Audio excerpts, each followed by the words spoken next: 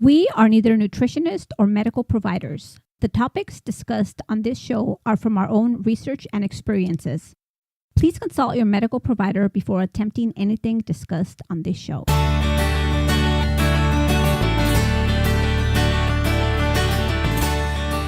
Welcome to another episode of Sjogren Strong. My name is Lupe. And I'm Brian. And today we're going to be discussing dry eyes. But before we get to dry eyes, we want to thank everybody who has allowed us to interview them. We have aired 2 of those episodes to date.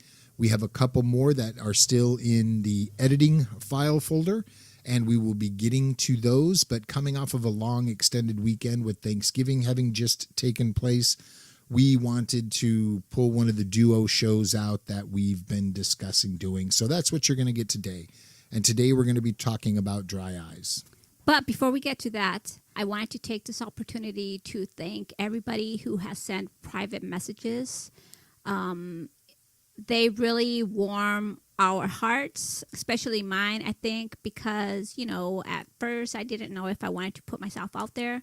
But with your comments and you guys are really inspiring me. I don't know how to put it in words, but I really appreciate it. The private messages that have come across have really given us the fuel to keep going, and it lets us know we're moving in a direction that is positive, and we feel, having read those, we're interpreting them as if we're making that positive influence that we wanted to accomplish with this show. So you know who you are. If you're listening to this, thank you. I hope that puts a smile on your face. Truly, we are really grateful to read the comments, and Lupe shares them with me if she gets them, and if I happen to get to them first, I make sure that she sees them as well. But thank you from the bottom of our hearts. We really do appreciate it. And it's not only private messages, it's also really nice comments. So thank you, everybody, for that. We really appreciate it. Yes, thank you. So on to dry eyes. With Sjogren's syndrome, dry eyes are caused by damaged exocrine glands, and that's our immune system attacking those glands and not allowing them to produce as much moisture as they would if they were whole. So with these damaged glands and the lack of tear production on our own, there's quite a few treatments on the market, and we can speak to the ones that Lupe have tried. We're going to briefly discuss and hopefully get some feedback from you if you've tried them, just your insight on them as well. But these treatments that Lupe's tried, she went on Restasis pretty much right away, wasn't it? Yes, I did go on Restasis. One of the side effects is your eyes burning, and I did feel my eyes burning for quite some time. It took a while. Now I don't feel the burning, but that is one of the side effects. But I don't feel it anymore. And what I do is I keep my Restasis in the fridge. So when I put them in my eyes first thing in the morning, they're really refreshing. And how many times a day do you take your Restasis? Twice a day, 1 in the morning and 1 before bedtime. One thing that she started doing, and I think it has to do with more of our activities being outdoors and in the dirt and wind and desert and sun. If I feel that I need eye drops, I don't want to use Restasis, but I do. I've tried different brands, and the ones that work best for me is Sustain, and that's Sytane. And I like the ones that come in individual vials because they are preservative free. And the ones that come, the little dropper that have multiple, those, what the doc told me was that they'll leave like a ring in your eye, like when you boil water, so that's why I like the individual vials. Yeah, and it's recommended that you use preservative-free eye drops. However, to each their own. What works for Lupe might not work for you. And again, before you switch, change, add anything to your regimen, consult your doc. They have a much better understanding than us of the chemistry of these products and how they're going to affect not just you and your body, but your body with your diagnosis, since you've established that relationship with them. Another cool thing here is docs are constantly getting samples. So if there is something new on the market, ask them if they have a sample of it. Ask them what samples they do have. Again, talk to your doc, but make sure you're not trying multiple products at the same time. So give your eyes some time to dry out, or the one medication that you're on now to leave your system before you start with something new, so you can get a true impact. And a lot of the preservative-free products from our research do take a few days, if not longer, to take effect, to feel the full benefit of it. Restasis, again, is that way. You might need a little bit of it, but if you can get samples from the doc, you might save a little money and find a product that works better than what you're currently taking now.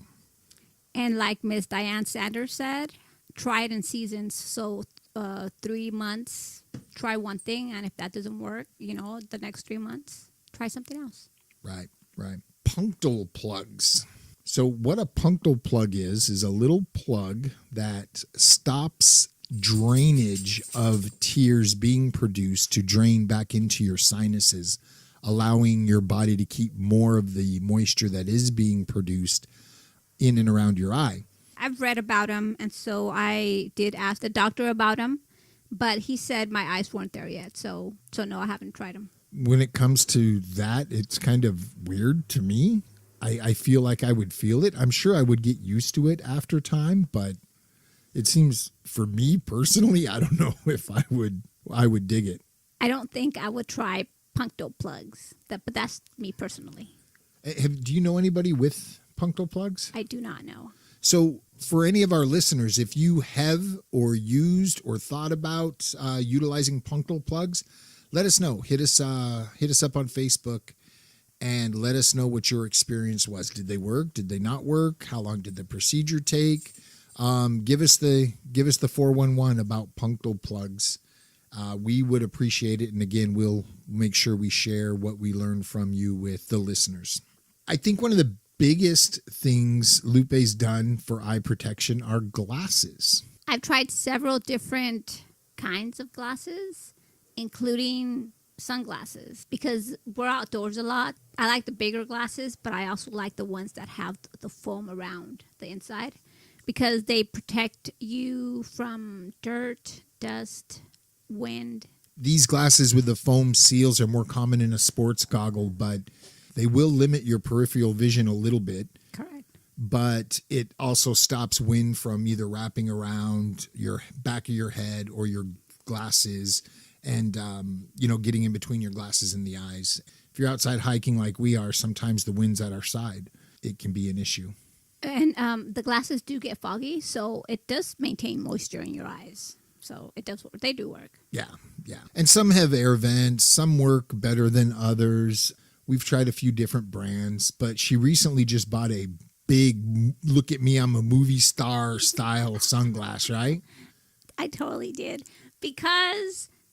Not because I like the attention. Well, part of me a little bit does. No, but not because I like it, but because the doctor told me last time that I went to get my eyes checked that he asked me if I spend a lot of time outdoors. And I said, yes, I do. And he said, well, you need to wear glasses. And I said, I do. And he said, you need to buy bigger glasses, because he noticed brown spots in my eyes. So I bought some movie star glasses because, I'm in LA almost.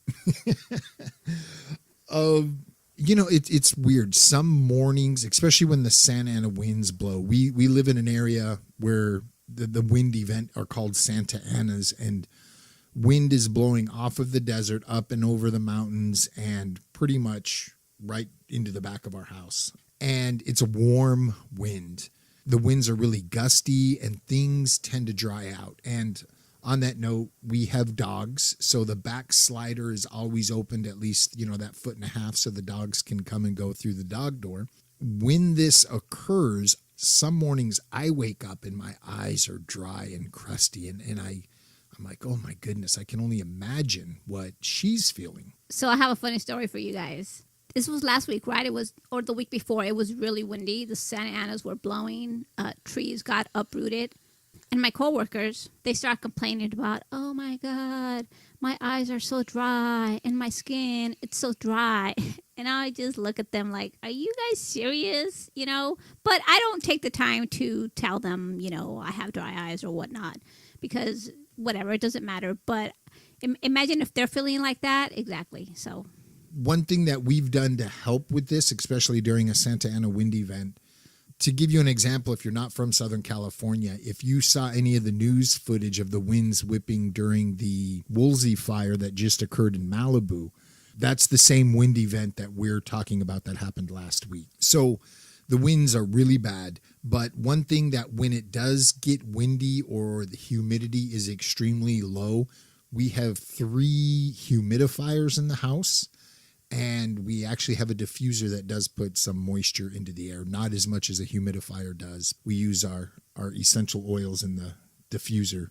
Running those humidifiers changes, obviously, the humidity level in the house, but you can feel it.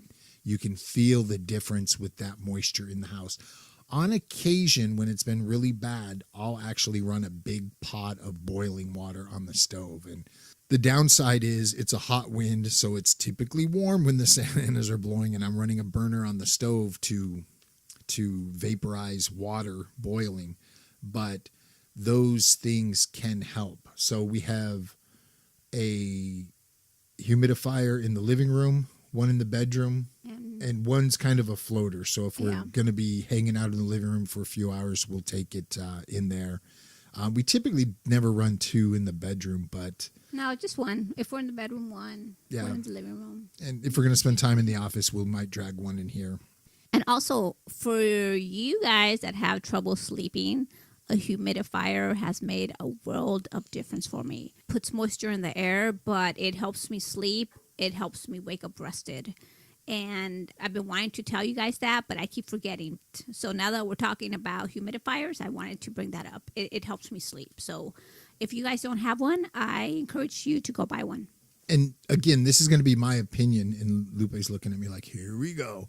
But I feel since she started implementing fish oil into her vitamin regime, that the complaints of dryness in her eyes and skin have decreased.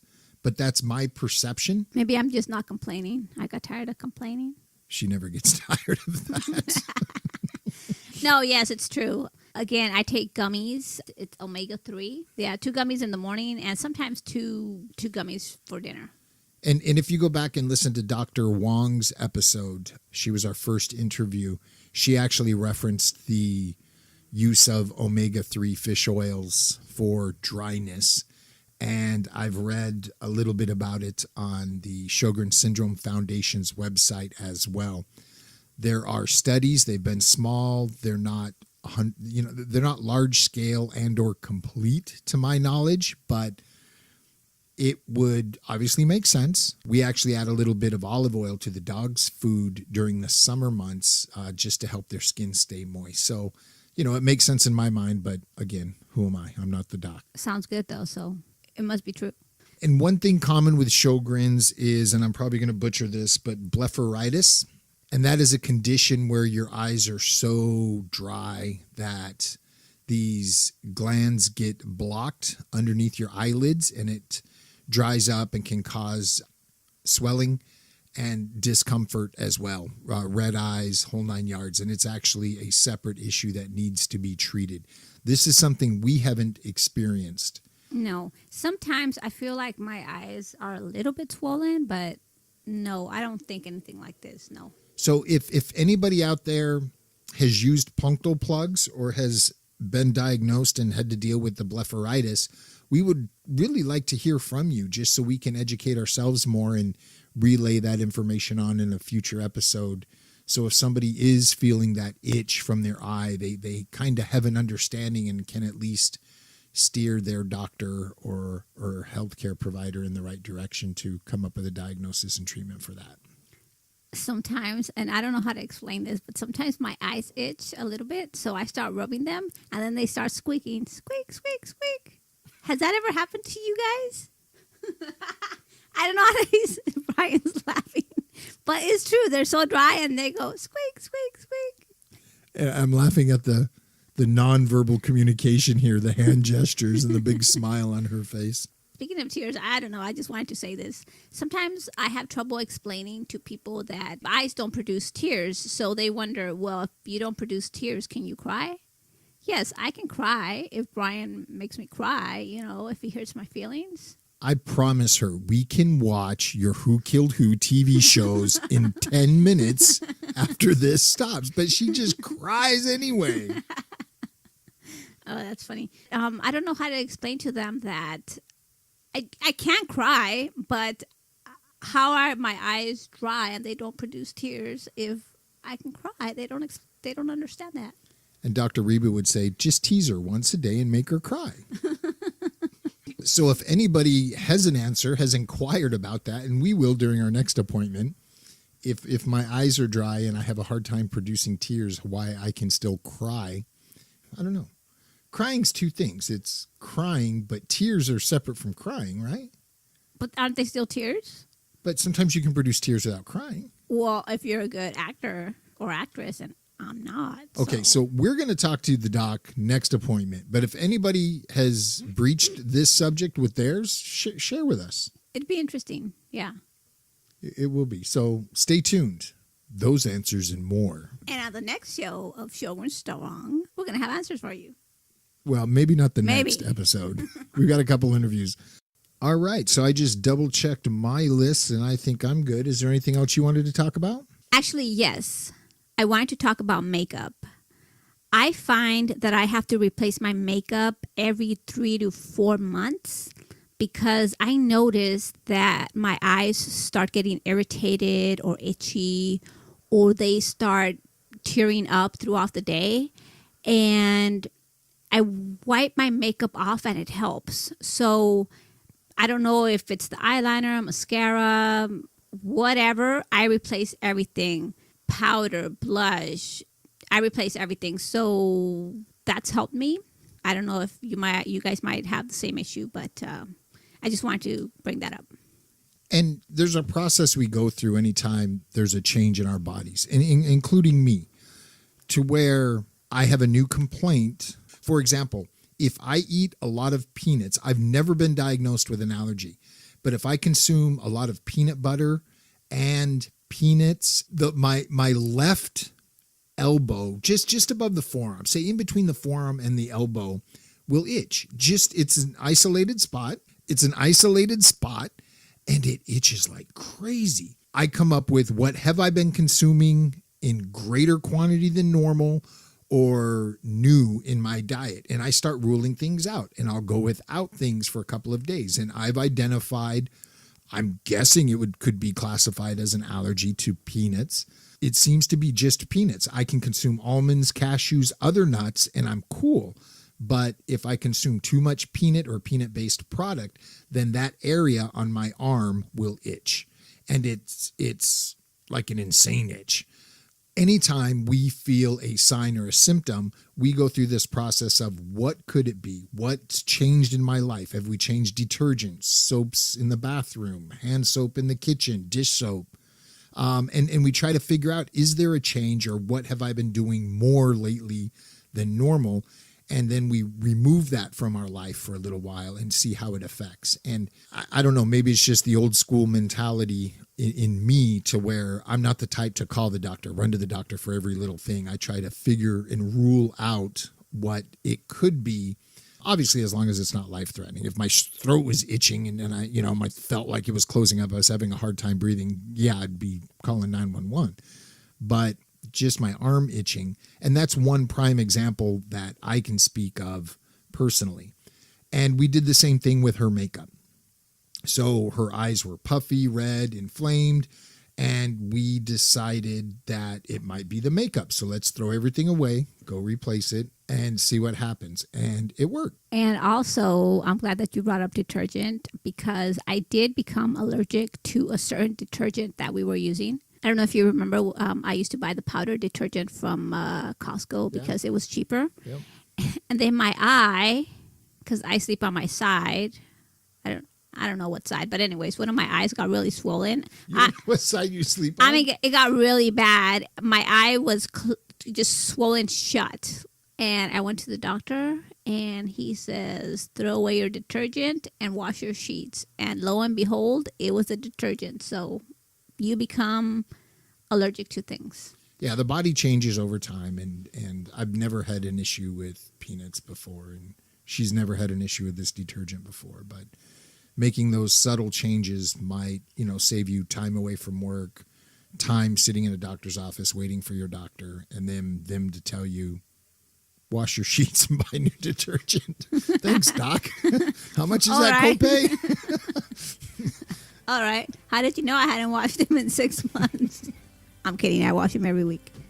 All right. I wash them every 2 weeks. But I also, again, just wanted to thank everybody for the kind words and comments and likes and follows. And thank you so much. I really appreciate that. It does warm my heart. I'm really grateful. Thank you so much.